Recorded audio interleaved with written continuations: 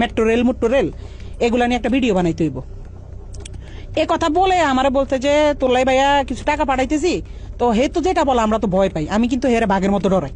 আমি না, আমাদের টিমের সবাই তার বাঘের মতো ডরায়, কারণ মানে সে অন্যরকম মানুষ ভাই।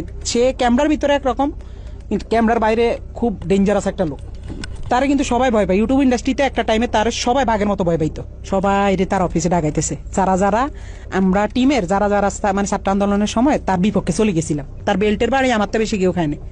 তো বেল্ট খুইলা আমার কুত্তার মতো পিড়াই। 2-3 মাস পরে হয়তো বা তার মাথাটা আবার ঢুকছে যে রাই কি কারো লগে আবার কিছু কইয়া লাইনি। হ্যাঁ, রাইরে আবার একটু দমক দিতে হইব। কেমনে বড় একটা নেতার সামনে হয়তো ফোন টোন দিলে আমি একটু ডরাই যাই। আমি তো ডরাইলে আসলে আমি কিন্তু ভয় পাই। হঠাৎ একদিন রাইতে আমি নোয়াখালী 10:30-11টার দিকে হঠাৎ একটা ভিডিও কল তৈরি দিয়ে, এই তো আবার তলপেটে কামড় দিয়েছে। আল্লাহ এতদিন পর হঠাৎ কল দিয়ে আবার কি জানি কি কয়।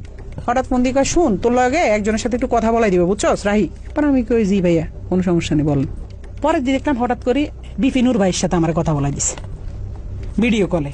আমার কইতেছে একজনের সাথে তোর কথা বলাই দিব, সে কিন্তু নেক্সট বাংলাদেশের অনেক বড় মাপের একজন কেউ হবে, প্রধানমন্ত্রী বা মানে ভালো একটা পদে যাবে।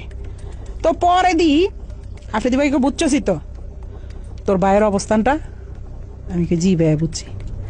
পরে কথা সাবধানে থাকিস, ঠিক আছে? আমি জি ভাইয়া ঠিক আছে।